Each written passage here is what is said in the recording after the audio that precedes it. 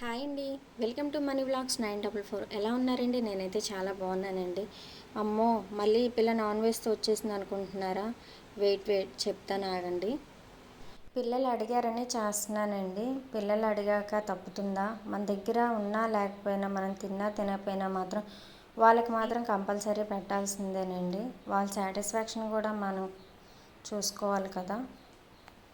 Chicken అయితే ముందుగా ready చేసుకుంటున్నానండి. నేను దోరగా వేపుకోవాలండి.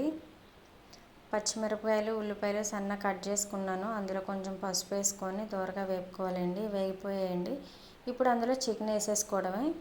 చికెన్ వేసేసుకొని నేను ముందుగా మసాలా వేసేసుకుంటాను కదండి. మసాలా కూడా వేసేసుకొని అందులో తగినంత కొంచెం సాల్ట్ వేసుకోవాలి. సరిపడినంత సాల్ట్ వేసేసుకొని ఇప్పుడు మొత్తం కలిపేసుకోవడం అండి. మసాలా కూడా మొత్తం పట్టేలా కలిపేసుకోవాలి. కలిపేసుకొని ఇప్పుడు దాన్ని మూత పెట్టేసుకుందామండి. కదండి, కొంచెం ఒక గ్లాస్ రైస్ పెట్టుకున్నాను. కిచడీ సరిపోద్దో లేదని కొంచెం రైస్ పెట్టుకొని రైస్ కూర కూడా ఉడికిపోతుందండి.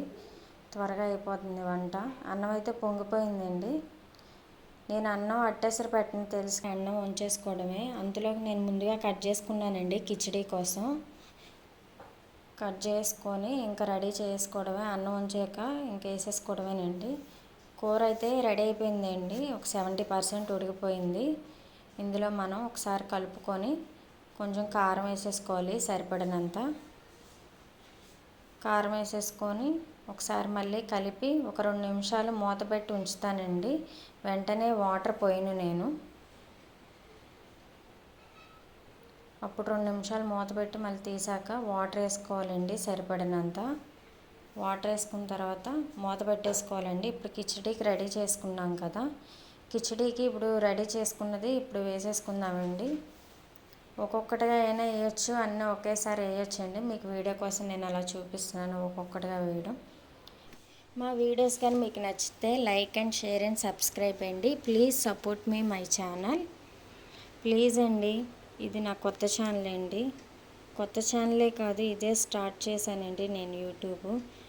ప్లీజ్ అండి మా ఛానల్ని సపోర్ట్ చేయండి. మా ఛానల్ కానీ మీకు నచ్చితే ఇంకొకరు షేర్ చేయండి. ఇప్పుడు అన్నీ వేసేసుకోవాలండి. లైన్గా వేసేసుకొని ఇప్పుడు కలిపేసుకొని తగినంత సాల్ట్ వేసేసుకొని ఒక్క 5 minutes మూత పెట్టుకొని ఉంచుకోవడమేనండి.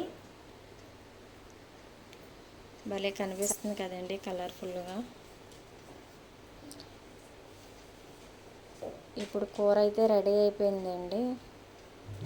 చూడండి, కొత్త ఆడిపోతుంది కదా. ఇప్పుడు మనం ఇందులో కొత్తిమీర వేసుకుందామండి.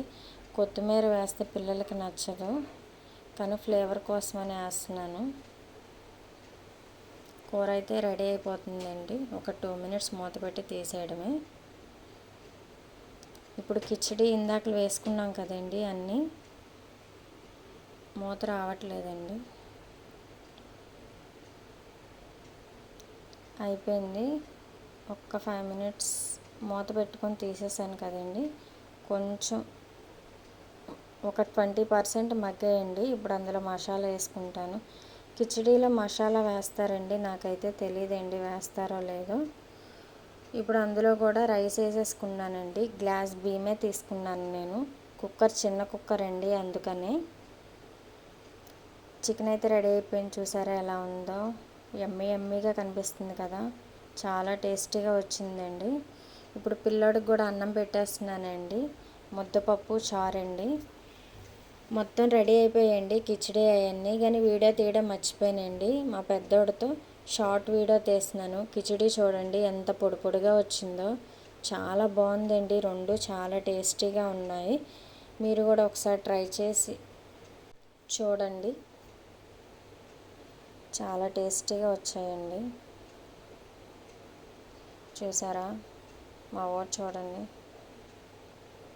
ఫస్ట్ వాడికే వేసానండి, వేడివేడిది అడిగాడని. చూడండి, చాలా బాగా వచ్చిందండి. చాలా టేస్టీగా వచ్చింది. మా ఊడికి వీడియోస్ తీయడం అంటే అస్సలు ఇష్టం ఉండదండి, ఎందుకో తెలియదు. రామ్మ ఒకసారి తెద్దు రామ్మ అన్నా కానీ రాడండి. మా హస్బెండ్ చూపించడానికని ఫోటో తీసి పెట్టానండి. కూర అయితే చాలా బాగుందండి. చూసి వెళ్ళిపోకుండా ప్లీజ్ సబ్స్క్రైబ్ మై ఛానల్.